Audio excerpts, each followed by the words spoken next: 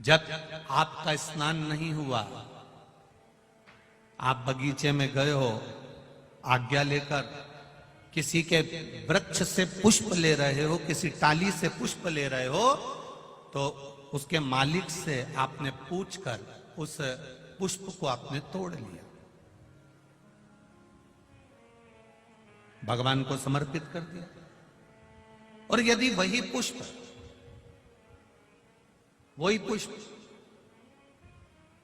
आप बिना पूछे, जिसका बगीचा है, जिसका पौधा है, जिसका पेड़ है, उससे तुमने पूछा ही नहीं, और तुमने तो सोचा हाँ सवेरे सवेरे कौन देख रहा है, फूल तोड़ा, लिया और शंकर जी को चढ़ा दिया।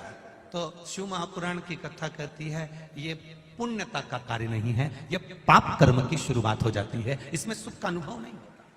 थोड़ा आप लोगों को बड़े बुरा लग सकता है कि हम दूसरे के पेड़ से फूल तोड़ कर ला रहे हैं, या तो आपको उस पेड़ वाले से हम दूसरे के बगीचे से पुष्प लेकर आ रहे हैं, या तो उस बगीचे वाले से हम दूसरे के यहां से पुष्प लेकर आ रहे हैं। उस पुष्प जिसके बगीचे से ला रहे हो, जिसके पौधे से ला रहे हो, जिसके वृक्ष से ला रहे हो, शंकर भगवान को फूल चढ़ाने का भी नहीं है आपके पास में, तो आप एक चावल का दाना चढ़ा दो, पर अपना चढ़ाओ। शंकर जी को अगर फूल चढ़ा रहे हो तो आप पहले सामने वाले से पूछो कि आपके बगीचे से मैं रोज फूल तोड़ सकती हूं, आपके यहां पेड़ से मैं आप पुष्प ले सकती हूं। अगर वो कह दे हाँ हमारे यहां तो लगे ही रहते हैं, तुम्हारा मन करा करे तोड़ लिया करो, तुम्हारा मन करे उतार लिया करो और भगवान को चढ़ा दिया करो। तो वो पुष्प जब आप शिव जी को चढ़ाओगे तो आपको जीवन में एक आनंद की अनुभूति होगी और आपके कार्य सफल होना प्रारंभ हो जाएंगे अपने आप।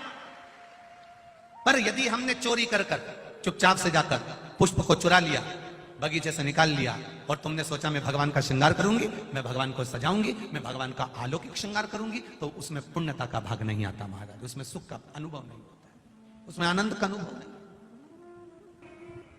शिव जी पर चढ़ाने वाली वस्तु, शिव जी को समर्पित करने वाली वस्तु, शंकर भगवान को देने वाली वस्तु अपनी खुद की हो।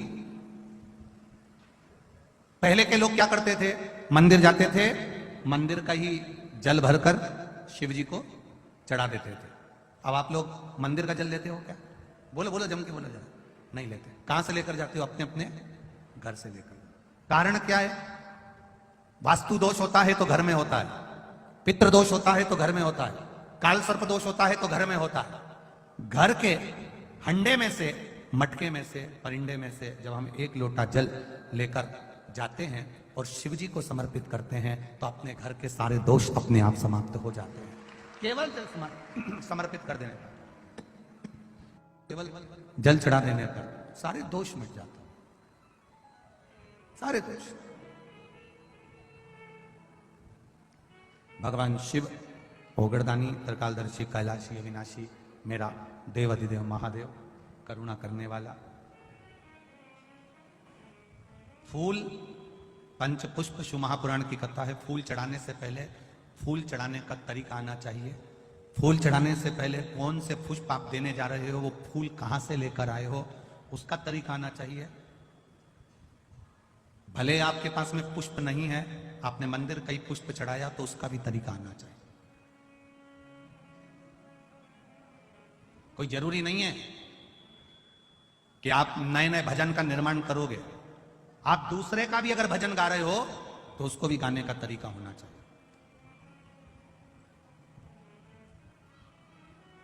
कभी कभी आप भी जाते जाते रास्ते में किसी का पौधा देख लेते हो, किसी का पेड़ देख लेते हो, किसी का बगीचा देख लेते हो, किसी की वस्तु देख लेते हो, आपके भीतर भी वो भाव जागृत हो जाता है कि ये अच्छा फूल है, मैं भगवान के लिए तोड़ लेती हूं।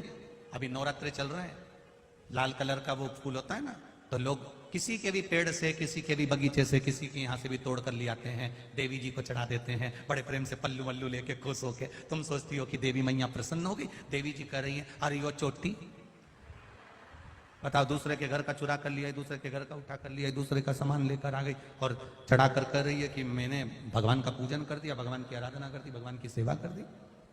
ना ना, जिसे अपने घर का एक लोटा जल लेकर जा रहे हो, अगर किसी के यहां तुमने पूछ लिया कि हमें आपके बगीचे का फूल ले जाएं, वो आज्ञा दे दे तो ले जाओ।